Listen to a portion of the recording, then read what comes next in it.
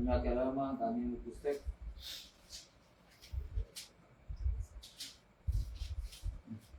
6ઠો અધ્યાય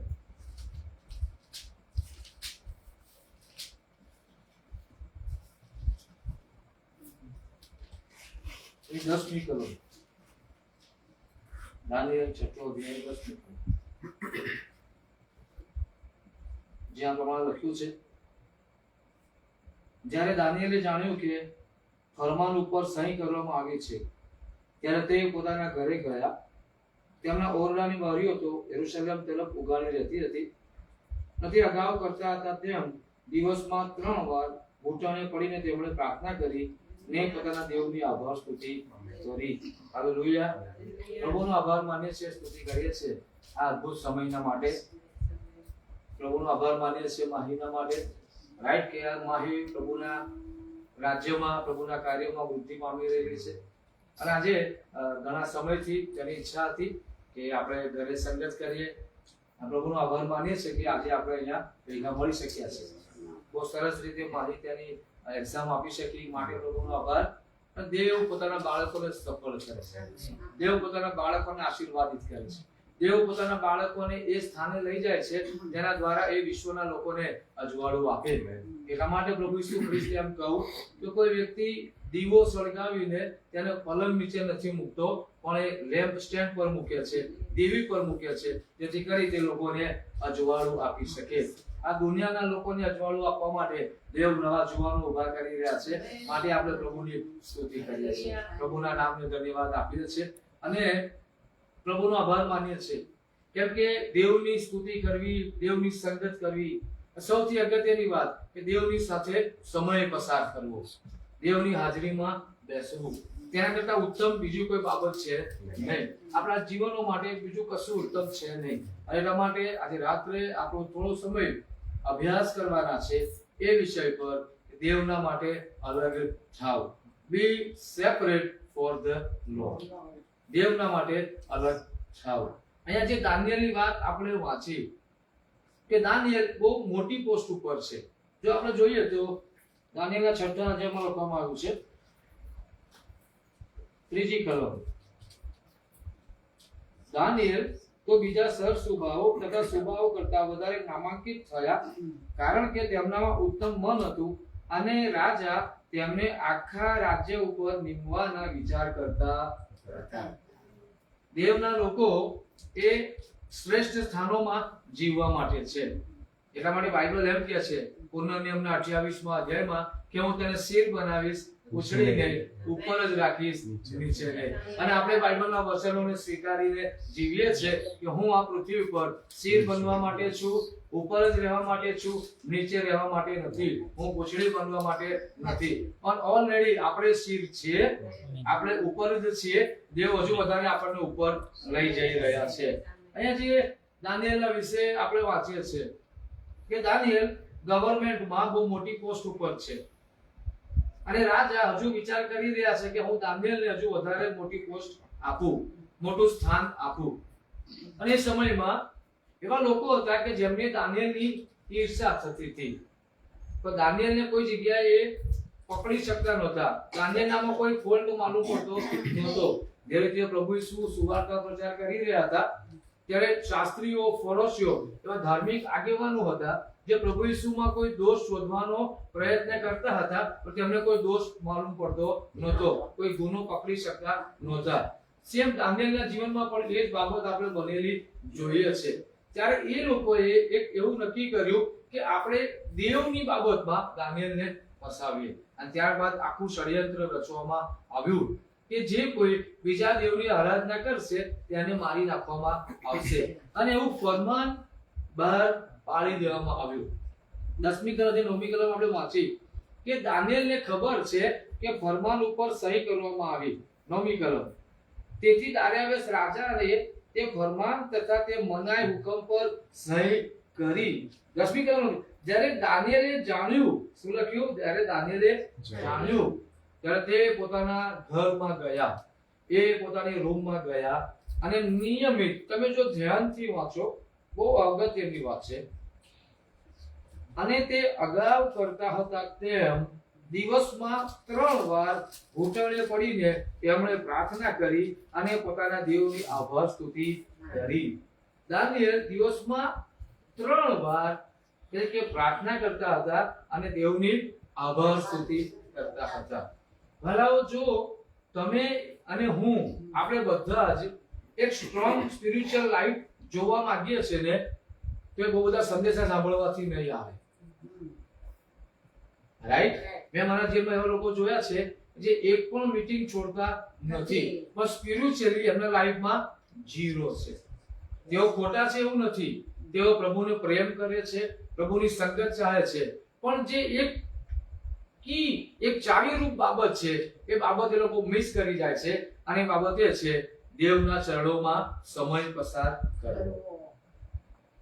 તમારે ને મારે આ સત્ય સમજવું પડશે કે મારે દેવના ચરણોમાં સમય પસાર કરવો પડશે, મારે દેવની હાજરીમાં જવું પડશે. અને આ કોઈ ફરજિયાત બાબત છે એવું નથી. પ્રભુ ઈસુએ પણ એવું નથી કહ્યું. પ્રભુને રોબોટ નથી જોઈતા, પ્રભુને પરાણે તેમને પ્રેમ કરે તેવા લોકો નથી જોઈતા. પ્રભુને એવા લોકો જોઈએ છે જે પ્રભુને પ્રેમ કરનારા હોય, દિલથી પ્રેમ કરનારા હોય, પ્રભુની પાછળ ચાલનારા હોય. આજે આ બાઇબલનું એક એવું સત્ય છે જે ઘણા બધા લોકો નથી સમજી શક્યા. બી સેપરેટ ફોર ધ લોર્ડ. દેવના માટે અલગ થાવ. ઓફકોર્સ પવિત્ર જે શબ્દ છે હોલી, એ પવિત્ર શબ્દનો મતલબ એવો થાય છે અલગ કરાયેલું. રાઈટ? પવિત્ર, હોલી, ધેટ મીન્સ કે અલગ કરાયેલું. જૂના કરારમાં પાત્રો અલગ કરવામાં આવતા હતા કે જે પાત્રો દ્વારા યરુશલેમના મંદિરમાં એ ઉપયોગ કરવામાં આવતો હતો. નવા કરારમાં વ્યક્તિઓને અલગ કરવામાં આવ્યા છે. એટલા માટે લખવામાં આવ્યું છે લેવીય 11:44 અને 45 કે હું જેવો પવિત્ર છું તમે તેવા પવિત્ર થાઓ. કે નવા કરારમાં તમને ને મને અલગ કરવામાં આવ્યા. નવા કરારમાં તમને ને મને અલગ કરવામાં આવ્યા. કોલોસીનો પત્ર 1લો અધ્યાય 13મી કલમમાં લખ્યું છે કે અંધકારના અધિકારમાંથી દેવે આપણને છોડાવ્યા અને તેમના પ્રિય પુત્ર પ્રભુ ઈસુના રાજ્યમાં આપણને લાવવામાં આવ્યા. સો આપણે એક જગ્યાએ હતા, ત્યાંથી આપણને બીજી જગ્યાએ લાવવામાં આવ્યા. પાઉલ આગળ એમ કહે છે રોમન 12 કે આ જગતનું રૂપ તમે ન ધરો. ધેટ મીન્સ કે આ દુનિયાના લોકો જે રીતે જીવી રહ્યા છે તમે એ રીતે જીવો નહીં. સો આપણને ખ્રિસ્તી જીવન જે બાઇબલ કહે છે એ આ છે કે બીજા બધા લોકો જે રીતે જીવી રહ્યા છે તે રીતે આપણે જીવતા નથી. તેમના ધારા ધોરણોથી આપણે અલગ છે. દુનિયાનું ધારા ધોરણ શું કે તારા એક ગાલ પર લાફો મારે તો તું 5 આવ. દુનિયાનું ધારા ધોરણ આ છે. બાઇબલનું ધોરણ શું છે? તારા ગાલ પર લાફો મારે તો તું બીજો ગાલ ધર. દુનિયાનું ધોરણ શું કે ત્યાં મારું નુકસાન કર્યું, હવે હું પણ તારું નુકસાન કરીશ. એ દુનિયાનું ધોરણ છે.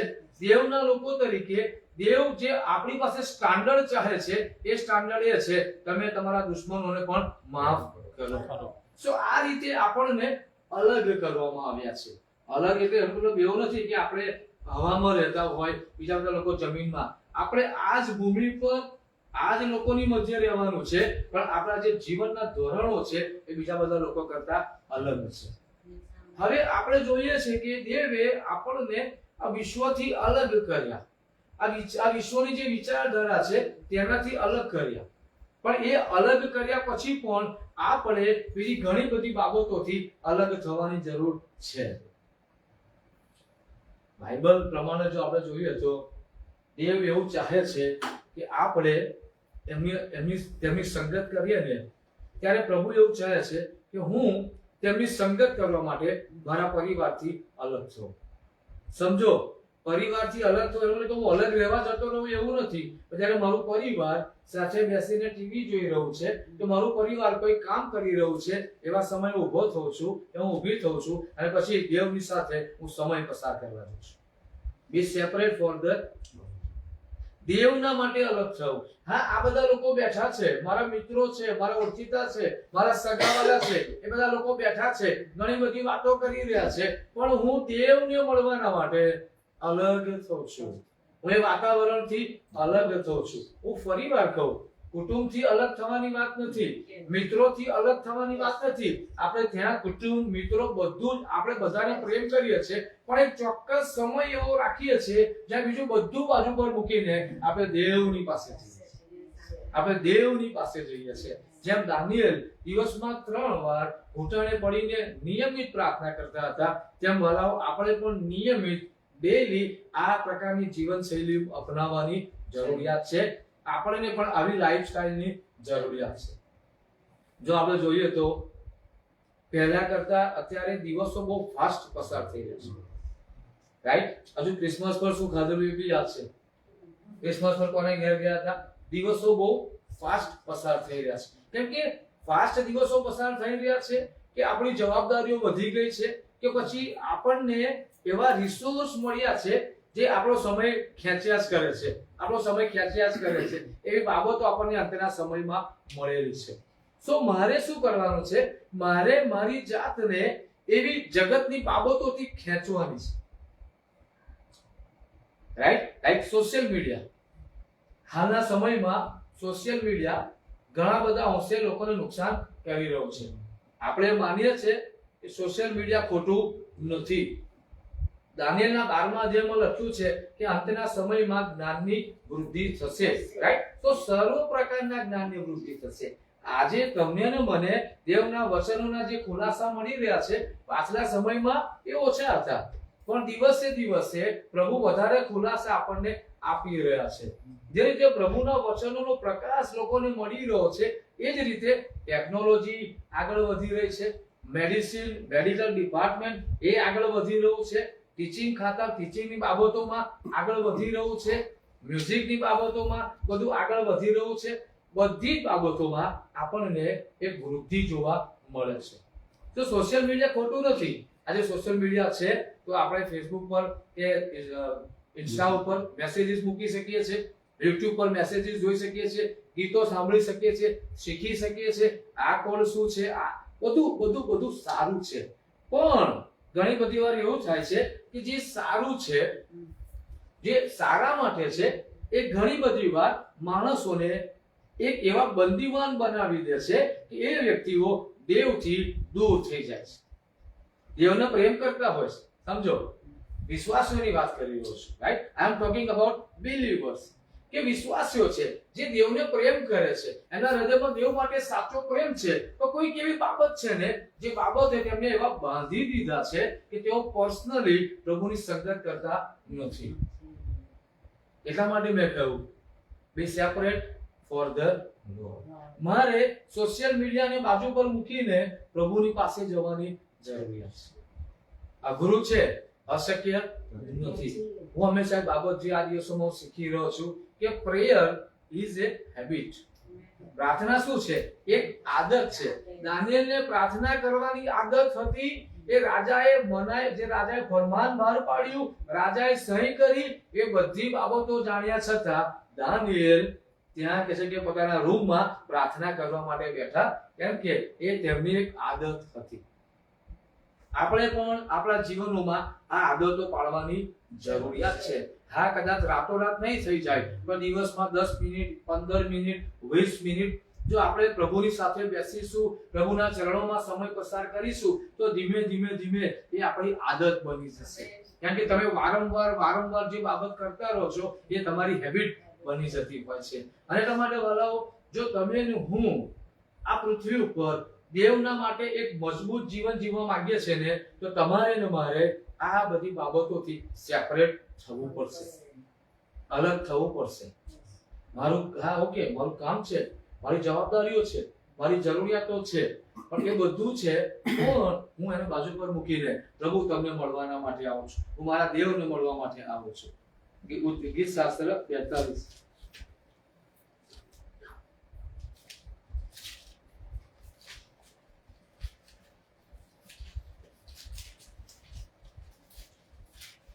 ગીત શાસ્ત્ર 42 જે બહુ સરસ છે. કોરાના દીકરાઓનું માસ્કિલ. જેમ પાણીના નાણાના માટે હરણ તલપે છે, તેમ હે દેવ તમારે સારું મારો આત્મા તલપે છે. અને બીજી કલમ શું કહે છે ખબર છે? દેવ, હા, જીવતા દેવને સારું મારો આત્મા તલપે છે, હું ક્યારે દેવની આગળ હાજર થઈશ. એટલે કે અહીંયા કોરાના દીકરાઓનું જે ગીત છે એટલે કે દેવના માટે મારો આત્મા તરસે છે કે ક્યારે હું મારા દેવની આગળ હાજર થઉં. એક સેવક આ એક સાક્ષી આપવા માંગુ છું. હું બહુ આત્મિક છું એ નથી કહેવા માંગતો, પણ ઘણી બધી વાર ફેસ્ટિવલના દિવસો હોય, અમુક પ્રકારના પ્રસંગો હોય, અમુક પ્રકારની જવાબદારીઓ હોય, અને જ્યારે એ બાબતોમાં જવું જ પડે, રાઈટ, કે અને એ સમયોમાં એમ થાય કે પ્રભુ આ ક્યારે પૂરું થાય હું તમારી પાસે બેસું, પ્રભુ આ ક્યારે પૂરું થાય હું તમારી પાસે બેસું, તમારી સંગત કરવા માટે બેસું, તમારી આરાધના કરવા માટે બેસું, હું ગીતો ગાઈને તમારી પ્રશંસા કરું, હું આભાર માનીને તમારી સ્તુતિ કરું, મારા જીવનમાં તમે જે આશીર્વાદો આપ્યા છે, તમે જે મહાન કામો કર્યા છે, એ બધી બાબતોને ધ્યાનમાં રાખીને પ્રભુ તમારી આરાધના કરવા માટે તમારી પાસે ક્યારે બેસું પ્રભુ, અને આ બધી બાબતોને બાજુ પર મૂકીને પ્રભુ તમારા શરણોમાં હું આવી જાઉં, હું મારા દેવની આગળ હાજર થઉં. હલાવ આપણે આ શીખવું પડશે. છીછરા પાણીમાં મોતી નથી હોતા, મોતી જોઈએ છે તો ઊંડા પાણીમાં જવાની જરૂરિયાત છે. જો દેવનું જે શ્રેષ્ઠ છે એ આપણે જોઈએ છે, દેવનું સામર્થ્ય આપણે જોઈએ છે, દેવની કૃપાને આપણે જોઈએ છે, દેવની શક્તિઓને આપણે જોઈએ છે ને, તો આપણે ઊંડા પાણીમાં જવું પડશે. દેવની સાથે એ સંગતમાં, એ નિકટતામાં આપણે જવું પડશે. ઘણી બધી વાર આપણે જોઈએ છે, જે મોટા ભાગના આપણા બધા લોકોનો અનુભવ હશે, કે પ્રાર્થના કરવામાં કંટાળો આવો, પ્રાર્થના કરવામાં કંટાળો આવો, પ્રાર્થના કરવાની ઈચ્છા ના થાય, પ્રાર્થના કરવાની આળસ આવે. હવે પ્રભુ ઈસુએ પણ આ વાત કરી. જ્યારે પ્રાર્થના કરવા માટે ગેત્સેમાની વાડીમાં ગયા, પિતરને એમ કહ્યું તમે અહીંયા બેસીને પ્રાર્થના કરો. જ્યારે પ્રભુ ઈસુ પાછા આવ્યા ત્યારે તેઓ સૂઈ ગયા હતા. ત્યારે પ્રભુ ઈસુ એમ કહ્યું, આત્મા તત્પર છે પણ દેહ નિર્બળ છે, શરીર અબળ છે. આજે ઘણા લોકો નથી કે મને પ્રાર્થના કરવાની બહુ ઈચ્છા થાય છે. ઈચ્છા છે, મેં ના કહું, ખોટું નથી. આજે એવા લોકો ખોટા નથી, પણ શરીર તેમના ઉપર હાવી થઈ જાય છે. શરીરની ઈચ્છાઓ તેમના ઉપર હાવી થઈ જાય છે, મનની ઈચ્છાઓ તેમના ઉપર હાવી થઈ જાય છે. અને એટલા માટે આપણે આપણા શરીરની ઈચ્છાઓ મનની ઈચ્છાઓથી પણ સેપરેટ થવાની જરૂરિયાત છે. અને ત્યારે શક્ય બનશે જ્યારે આપણે નિયમિત દેવની હાજરીમાં જતા શીખીશું. પેલા ઝૂંપડી બનાવી હોય ને તો વાર નથી લાગતી. ઝૂંપડી બનાવી હોય, ટેન્ટ બનાવવું હોય, કોઈ વાર નહીં. 2 ખિલ્લા લાવો, 3 ખિલ્લા, 4 ખિલ્લા લાવો, 4 ખિલ્લા મારી દો, દોરડા ખેંચી નાખો, કાપડ ઊભું કરી દો, અડધા કલાકમાં ઊભું થઈ જશે. 2 કલાકમાં ઝૂંપડી ઊભી થઈ જશે, હટ ઊભી થઈ જશે. મહેલ બનાવવો હોય તો વાર લાગશે, મહેલ બનાવો તો વાર લાગશે, કેમ કે એને મજબૂતાઈ આપવી પડશે, એનો પાયો મજબૂત કરવો પડશે, એની દિવાલો મજબૂત કરવી પડશે, રાઈટ, બધું મજબૂત કરવું પડશે, ત્યારે એ મહેલ બનશે, રાઈટ. અને મહેલ બનાવવામાં સમય લાગશે, મહેલ બનાવવામાં સમય લાગશે. અને એટલા માટે આપણે આપણું સ્પિરિચ્યુઅલ લાઈફ મજબૂત બનાવવું છે, આપણા આશીર્વાદોને મજબૂત બનાવવા છે, દેવની સેવામાં મજબૂત બનવું છે, આપણા તેડામાં મજબૂત બનવું છે, તો આપણે દેવના માટે અલગ થતા શીખવું પડશે. દેવના માટે અલગ થતા શીખવું પડશે. આજે ઘણા બધા લોકો એવું કહેતા હોય છે મારી પાસે સમય નથી. ઓફકોર્સ એવું હોઈ શકે છે, ખોટું નથી, એવું હોઈ શકે છે. માણસ જોબ કરતા હોય, પેલા 8 કલાકની જોબ હતી, અત્યારે 12 કલાક થઈ ગયા, 14 કલાક થયા, અપડાઉન કરતા હોય, દૂર જતા હોય, હોઈ શકે છે, એવું નથી કે નથી. પણ શું કોઈ વ્યક્તિ એટલો બિઝી હોઈ શકે કે 30 મિનિટ પ્રભુને ના આપી શકે? એટલો બિઝી તો ના હોઈ શકે, એટલો બિઝી કોઈ ના હોઈ શકે. અને ઓવરઓલ આ બધું જો જોઈએ ને, તો તમે દેવને પ્રેમ કરો છો તો તમે દેવની હાજરીમાં જયા વગર રહેતા નથી. દાનિયેલ દેવને પ્રેમ કરતા હતા, માટે દાનિયેલ એ બહુ મોટો મોભો હતો, બહુ મોટી જગ્યા હતી, એ બધી બાબતોને બાજુ પર મૂકીને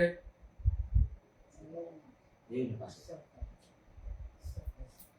પાસે તમારે મારે શીખવું પડશે. થોડા સમય માટે કુટુંબથી અલગ થઈ જવું. હું ફરી વાર કહું, ઘર છોડીને જતી રહેવાની વાત નથી, પણ તમે બેઠા છો, હું આવું, મારે થોડું કામ છે, મારે જવું પડશે, મારે પ્રભુની સંગત કરવાની છે, મારા પ્રભુની હાજરીમાં બેસવાનું છે. મારે તમારે અને મારે મિત્રોથી થોડો સમય અલગ થવું પડશે.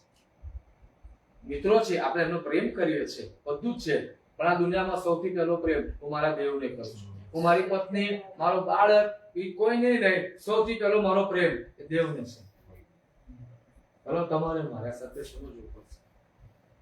હું મારા ઘરમાં જાઉં છું, પ્રભુ થેન્ક યુ, જે એક રૂમ છે, 2 રૂમ છે, ડઝન્ટ મેટર, રાઈટ. ઘણા લોકો બહાના કરતા હોય છે કે અમારું ઘર નાનું છે, શું કરીએ? મેં મારા અગાસી પર જઈને પ્રાર્થનાઓ કરી છે. ના રે, મારી વાઈફ થાકશે, રાઈટ. લોકો ગુજરાતીમાં કહેવત છે ને, મન હોય તો બરાબર, મન હોય તો માંડવી જાય. બરાબર. આ સત્ય દરેક વિશ્વાસી વ્યક્તિએ શીખવું પડશે. દરેક વિશ્વાસી વ્યક્તિએ આ સત્ય શીખવું પડશે. મારે અલગ થવાનું છે. મારે સોશિયલ મીડિયાથી અલગ થવાની જરૂરિયાત છે. મારે મારા પરિવારથી અલગ થવાની જરૂરિયાત છે. મારે મારા મિત્રોથી અલગ થવાની જરૂરિયાત છે. જોબ છે, બિઝનેસ છે, બધું જ છે, મારે તેનાથી પણ અલગ થવાની જરૂરિયાત છે. એ બધી બાબતોને બાજુ પર મૂકીને પ્રભુના ચરણોમાં મારે બેસવાની જરૂરિયાત છે.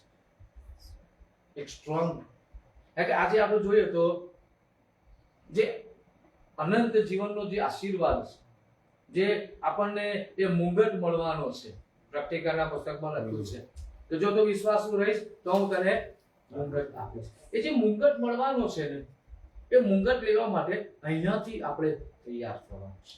એ મુંગટ લેવા માટે આપણે દેવના ચરણોમાં બેસવાનું છે.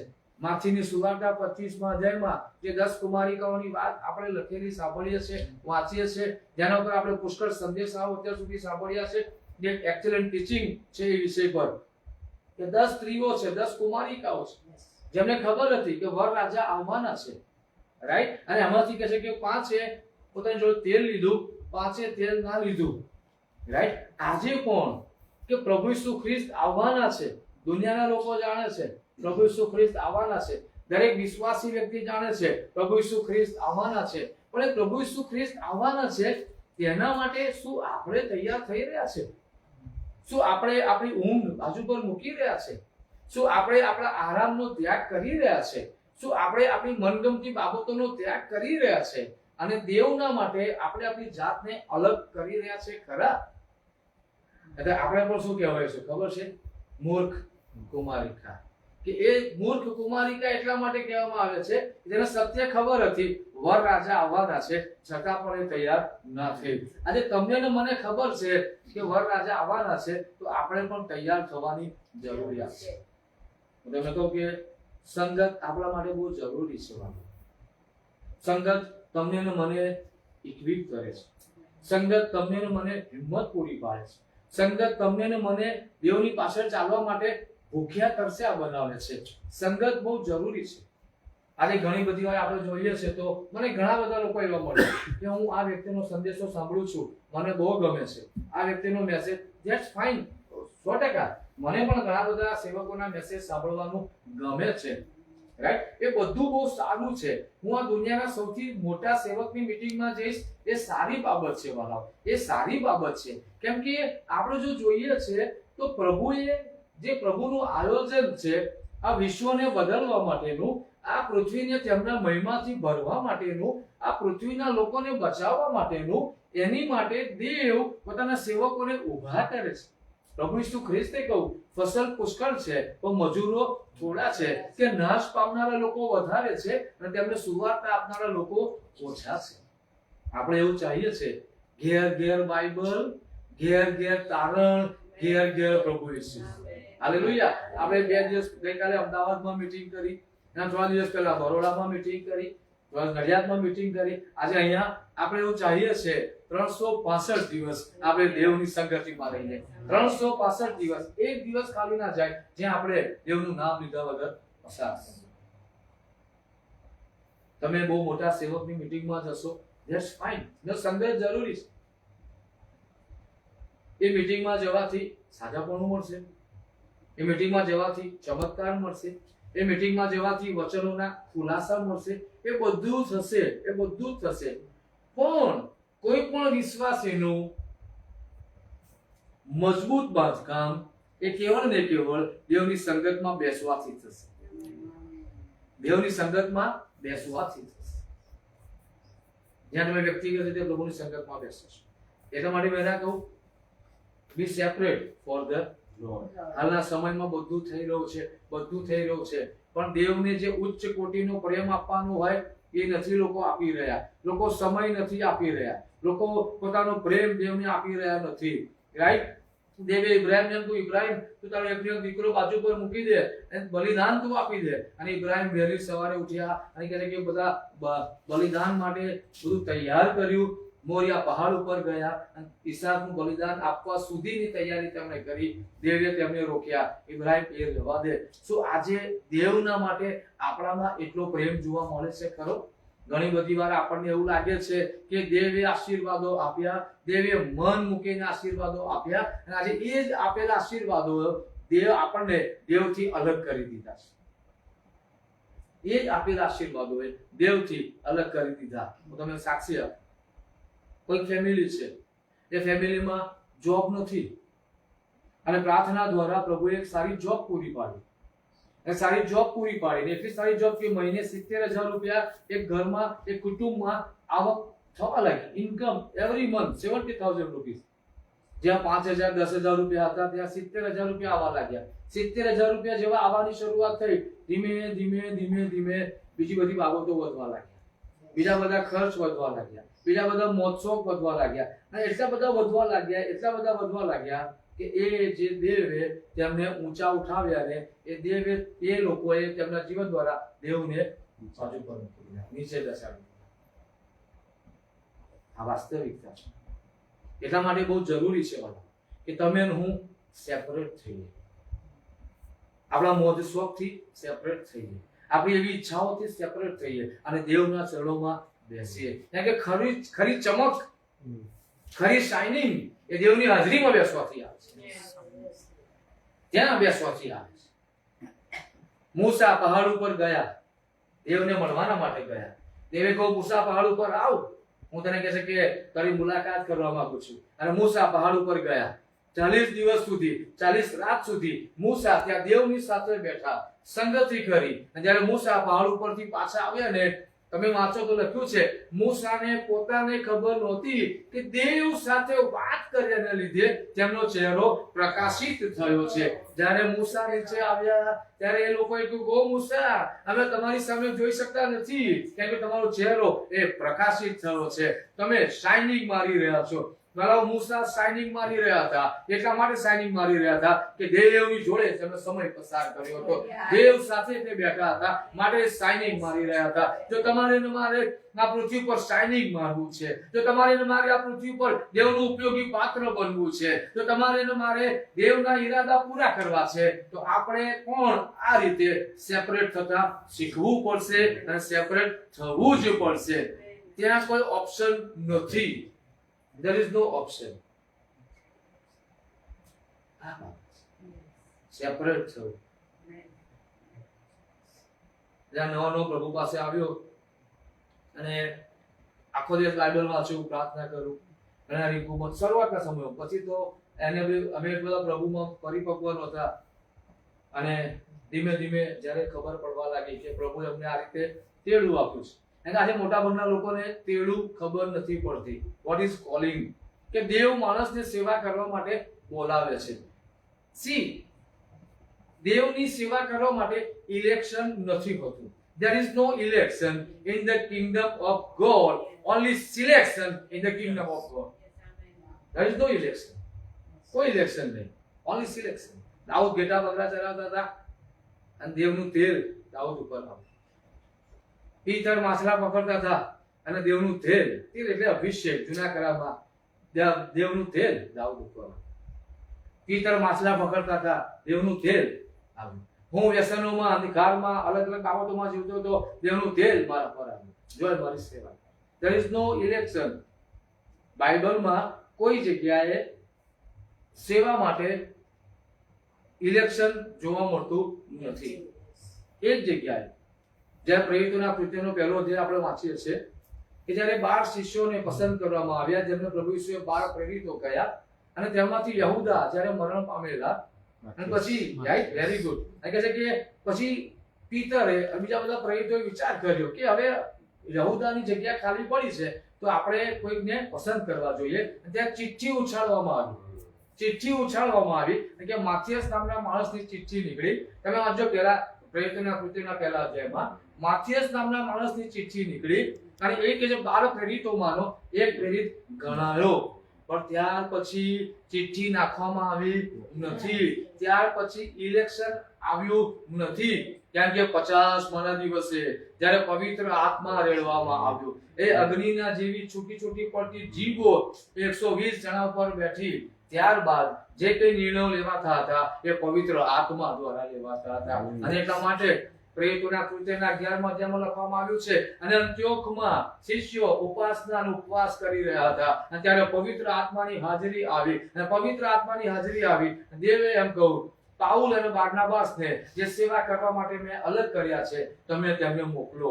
જે સેવા માટે મેં એમને અલગ કર્યા છે હવે તમે તેમને મોકલો. અને ત્યારબાદ મંડળીએ પાઉલ અને બારનાબાસના માથા પર હાથ મૂક્યો, તેમને આશીર્વાદ આપ્યા અને ત્યારબાદ તેની મુસાફરીની શરૂઆત થઈ, જેના દ્વારા બધા જબરજસ્ત પરિણામો આપણને જોવા મળ્યા. સિલેક્શન, દેવ માણસને સિલેક્ટ કરે છે. there is no election. Election એ દેવની યોજના નથી, એ માણસોની યોજના છે. રાઈટ? સો તમારે ને મારે આ બાબત સમજવી પડશે. દેવના માટે સેપરેટ થવું. મૂસા દેવની પાસે ગયા. મને ઘણી બધી વાર પ્રભુ ઈસુ ખ્રિસ્ત કે તો આપણા પ્રભુ છે એમની વાત ના થાય, પણ એમ છે પ્રભુ ઈસુ ખ્રિસ્ત એ સમયે જબરદસ્ત સેલિબ્રિટી હતા. આજે કોઈ એમ કે નડિયાદમાં કોઈ ક્રિકેટર નવો હમણાં કોઈ સંજુ સેમસન આવશે તો બધા લોકો ટોળે વળી જાય, because he is a celebrity. કોઈ એમ કે અમિતાભ બચ્ચન આવશે, બધા લોકો Amitabh Bachchan, he is a celebrity. લોકો તેમની પાછળ જશે. વાલાઓ, મારા પ્રભુ ઈસુ જ્યારે પૃથ્વી પર હતા ને ત્યારે એ આખી પૃથ્વી પર એ એકલા સેલિબ્રિટી હતા. અને હું તમને કહું, લોકોના ટોળા, સાહેબ તમે વાંચો, 5,000 6,000 એ એકલા રાજા ચાલતા હતા આગળ સિંહની જેમ, અને પાછળ ટોળે ચાલતા હતા. અને જ્યાં ગયા ત્યાં ટોળા. મને એમ થાય જ્યારે ઈસુએ અમુક લોકોને સાજાપણું આપ્યું ને પછી એમને એમ કહું, કોઈને કહેશો નહીં. આજે ઘણી બધી જગ્યાએ કોઈ વ્યક્તિએ પ્રાર્થના કરાવી હોય અને કોઈનો માથાનો દુખાવો દૂર થયો હોય ને તો એમ કહેશે, બધાને જઈને કહેજો, સર્વને કહીને સંભળાવજો કે ફલાણા સેવકે પ્રાર્થના કરી અને મને માથાનો દુખાવો દૂર થયો. Praise the lord. પ્રભુ ઈસુ એવા નહોતા. લોકોના ટોળા પાછળ ગીત છે, મારા ઈસુની પાછળ ટોળા જાય છે. અને એ પ્રભુ ઈસુ સમય જ્યારે આવ્યો કે પહાડ ઉપર પ્રાર્થના કરવા માટે ગયા. જ્યારે પહાડ ઉપર પ્રાર્થના કરવા માટે ગયા ત્યાં તેમનું રૂપાંતર થયું. આજે આપણે કહીએ છીએ રૂપાંતરનો પહાડ, જ્યાં પ્રભુ ઈસુ ખ્રિસ્તનું મોં કે જે કે સૂર્ય કરતા વધારે પ્રકાશિત થયું. હાલેલુયા. સૂર્ય કરતા વધારે પ્રકાશિત થયું. અને ત્યારબાદ કહે છે કે એક બાજુ એલિયા, એક બાજુ મૂસા તેમની સાથે વાત કરી રહ્યા હતા. ભલાઓ, સફળતા, માન સન્માન ઘણા બધી માણસોને દબાવી દેશે. ઘણા બધા સારા સેવકો હતા, ઘણા બધા એવા પ્રચારકો હતા, ઘણા બધા સારા સુવાર્તિકો હતા, ઘણા બધા સારા પાળકો હતા, ઘણા બધા સારા આગેવાનો હતા જેમનો દેવ ઉપયોગ કરી રહ્યા હતા, જેમના દ્વારા દેવ કામ કરી રહ્યા હતા. પણ જ્યારે સફળતા મળી, લોકોની મધ્ય જ્યારે માન મળવા લાગ્યું ને ત્યારે એ વધારે ને વધારે લોકોની મધ્ય રહેવા લાગ્યા. અને એટલા માટે એવો સમય આવ્યો કે દેવે તેમનો ઉપયોગ કરવાનો બંધ કરી દીધું, કેમ કે માન સન્માનની મધ્યે, એ સફળતાની મધ્યે તેઓ એ સફળ ટોળા, એ જે સફળતા વાળું વાતાવરણ હતું, એ જે ટોળું હતું તેનાથી સેપરેટ થયા નહીં. અને એટલા માટે તેમની મુસાફરી બહુ લાંબી ચાલી નહીં. એમની મુસાફરી પૂરી થઈ ગઈ. હા, કદાચ કોઈ પોઝિશન કે કોઈ એક જગ્યાએ રહ્યા પછી સ્પિરિચ્યુઅલ જે આત્મિક જુસ્સો તેમનામાં હતો, જે આત્મિક આગ તેમનામાં હતી, જે દેવ તેમનો ઉપયોગ કરી રહ્યા હતા, એ સ્ટોપ થઈ ગયું, કેમ કે એ લોકો શીખ્યા નહીં સેપરેટ થવાનું. જે કોઈ વ્યક્તિ પ્રભુની સેવા કરવા માંગે છે, એ એ કાયમ માટે લોકોના ટોળા મધ્ય નથી રહેતો. એ કાયમ માટે લોકોના ટોળા મધ્ય રહેતો નથી. પ્રભુ ઈસુ ખ્રિસ્તની વાત છે આપણે કે પ્રભુ ઈસુ ખ્રિસ્ત પ્રાર્થના કરવા માટે ગયા, સાજાપણું આપવા માટે ગયા, ચમત્કારો કરવા માટે ગયા, મિત્રો સાથે જમવા માટે ગયા, અને સમય આવ્યો બાય બાય હું તમને પછી મળું છું. આ પહાડ ઉપર પ્રાર્થના કરવા માટે ગયા, આ જગ્યાએ પ્રાર્થના કરવા માટે ગયા. બી સેપરેટ ફોર પ્રભુ આપણી મદદ કરે. આ દુનિયામાં ઘણી બધી બાબતો છે તે તમને મને ખેંચવા માંગે છે. શૈતાન છે એ ગાદના સિંહના પેઠે તમને મળે ગળી જવા માંગે છે, અને એ શૈતાનના શિકાર આપણે ના બનીએ એના માટે આપણે સેપરેટ થતા શીખવું પડશે. આપણે અલગ થતા શીખવું પડશે. આવો પ્રાર્થના કરીએ પ્રભુ આ બાબતને સમજવા માટે એમની કૃપા આપણને પૂરી પાડે. જે આપણે સેપરેટ થવાની જરૂરિયાત છે, કોઈ બાબત આપણને વળગી ગયેલી છે જેને આપણે છોડી શકતા નથી, જે આપણને છોડી શકતી નથી, એવી બાબતો છે. એવી બાબતો છે વાલાઓ જે તમારું અને મારું ફળદ્રુપતા ખાઈ રહેલી છે. એવી બાબતો છે જે તમારા મારા તાલંતો ખાઈ રહેલી છે. આવો દેવના માટે આપણે તેને બાજુ પર મૂકી દઈએ. એ સોશિયલ મીડિયા હોઈ શકે છે, બાજુ પર મૂકી દઈએ. એ આપણો કોઈ શોખ હોઈ શકે છે, બાજુ પર મૂકી દઈએ. એ આપણો કોઈ મિત્ર હોઈ શકે છે, બાજુ પર મૂકી દઈએ. દેવના માટે આપણે સેપરેટ થઈએ. હાલેલુયા. કૃપાળુ પ્રભુ, અમે તમારો આભાર માનીએ છીએ, સ્તુતિ કરીએ છીએ આ સમયના માટે કે તમે અમને શીખવી રહ્યા છો કે જો આ પૃથ્વી પર અમારે અમારું તેડું પૂરું કરવું છે, આ પૃથ્વી પર જે કામના માટે તમે અમને મોકલ્યા છે એ અમારે પૂરું કરવું છે, તો અમારે દરેક બાબતોથી સેપરેટ થવું પડશે. અમારે અમારા કુટુંબથી સેપરેટ થવું પડશે, અમારે અમારા મિત્રોથી સેપરેટ થવું પડશે, અમારે અમારા મનગમતા વાતાવરણથી, મનગમતી વસ્તુઓથી, મનગમતી વ્યક્તિઓથી સેપરેટ થવું પડશે, તમારી સાથે સમય પસાર કરવો પડશે. ત્યારે જ પ્રભુ અમારામાં એક સાચું આત્મિક બાંધકામ થશે, એક સાચું આત્મિક કાર્ય થશે. ત્યારે ઈશ્વર પિતા, અમે તમારી તરફ જોઈએ છે. હમણાં મારા વાલા ભાઈએ પ્રાર્થના કરાવી કે અમે પહાડો તરફ નજર કરીએ છીએ, અમને ક્યાંથી સહાય મળે. હા પ્રભુ, ઘણી બધી નબળાઈઓએ અમારા જીવનોને ઘેરી લીધું છે. એવી ઘણી બધી આદતો છે, એવું ઘણું બધું સર્કલ છે, એવા ઘણા બધા લોકો છે જેમણે અમને એવી રીતે ઘેરી લીધા છે કે અમે તમારી પાસે આવી શકતા નથી. ત્યારે આજે રાત્રે અમે તમને વિનંતી કરીએ છીએ પ્રભુ, તમે એ દરેક બેડીઓ તોડી નાખો. તમે અમારી આસપાસના એ વાતાવરણ તોડી નાખો, એ લેયર તમે તોડી નાખો, અને પ્રભુ ઈસુ નાઝારીના નામમાં અમને તમારા માટે તમે અલગ કરો. જ્યાં બીજી બધી બાબતોની બાજુ પર મૂકીને અમે તમને મળવા માટે આવીએ છીએ. પ્રભુ, અમને ભૂખ અને તરસ પૂરી પાડો કે દાનિયેલ દિવસમાં 3 વાર તમારા શરણોમાં બેસીને તમારી આભાર સ્તુતિ કરતા હતા. કે દાઉદ એમ કહેતા હતા, મારે મુખે તમારી સ્તુતિ નિરંતર થશે. એ દાઉદ એમ કહેતા હતા પ્રભુ કે હે મારા દેવ, તમારા વચનોનું અવલોકન કરવા માટે મારી આંખો મોડી રાત્રે ખુલી ગઈ, વહેલી સવારે ખુલી ગઈ, અને હું તમારા વચનોનું મનન કરવા માટે. પ્રભુ, તમે ચાહો છો અમે સેપરેટ થઈએ તમારી આરાધના કરવા માટે. તમે ચાહો છો અમે સેપરેટ થઈએ તમારી સ્તુતિ કરવા માટે, તમારી સંગતિમાં આવવા માટે, પ્રાર્થના માટે, તમારી આરાધના માટે અમે સેપરેટ થઈએ. પ્રભુ, એ માટે તમારી કૃપા અમને પૂરી પાડજો, એ વિનંતી અમે તમને કરીએ છીએ. આ સમયે પ્રભુ અમે આંટીના માટે, માહીના માટે, વાલા દીકરાના માટે તમારો આભાર માનીએ છીએ. આ ઘરમાં જ્યારે પ્રભુ તમારા અભિષિક્ત તરીકે પગ મૂક્યો છે, ત્યારે પ્રભુ ઈસુ નાઝારીના નામમાં કહું છું, આ ઘરમાં શાંતિ થાવ. પ્રભુ ઈસુના નામમાં આ ઘરમાં દેવનું રાજ્ય આવો. પ્રભુ ઈસુના નામમાં ઘરમાં અજવાળું થાવ. તેમના ઉપર તમારા આત્માનો અભિષેક તમે આવવા દો. તેમના ઉપર તમારા રાજ્યના પ્રતિકરણો તમે આવવા દો. પ્રભુ, આ સમયોમાં શાંતિના આશીર્વાદો ઘર ઉપર આવો.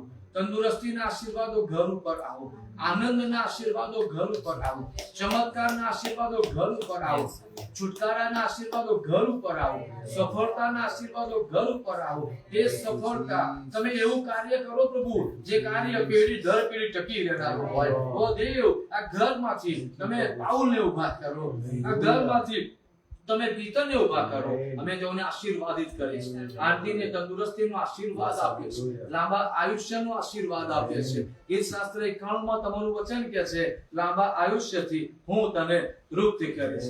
ઈશ્વર પિતા એ વચનની કૃપા આંટી ઉપર આવો, એ વચનનો આશીર્વાદ આંટી ઉપર આવો. પ્રભુ જ્યારે માહીએ પરીક્ષા આપી છે, અમે આજે વિશ્વાસથી જાહેર કરીએ છીએ, પ્રભુ તમારી કૃપામાં એ સફળ થવાની જ છે, તમારી કૃપામાં એ વૃદ્ધિ પામવાની જ છે. અને પ્રભુ તમે તેને તમારા મહિમાના માટે ઉપયોગમાં લેજો. પ્રભુ જેમ દાઉદ એ વીણા વગાડતા હતા અને શાઉલમાંથી દુષ્ટ આત્મા નીકળી જતો હતો, પ્રભુ તમે એનો અભિષેક એવો આપો જ્યાં એ ગિટાર વગાડે છે, પ્રભુ તેના વગાડવા દ્વારા તમારા આત્માની હાજરી વ્યતીત થાય, તમારા આત્માનો અભિષેક વ્યતીત થાય, લોકો સાધા થાય.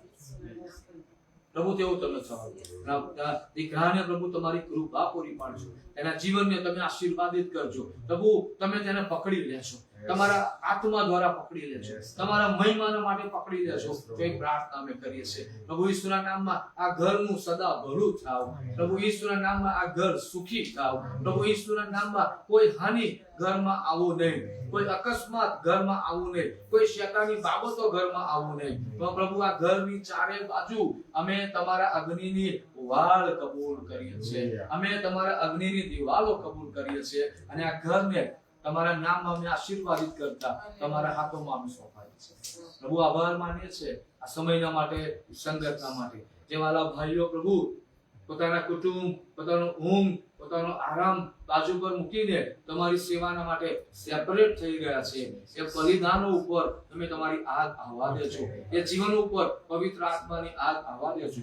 એ પ્રાર્થના કરીએ છીએ. અમે બધા તમારા હાથોમાં સોંપાઈએ છીએ, ઈસુ અમારા પ્રભુના નામમાં. આમેન.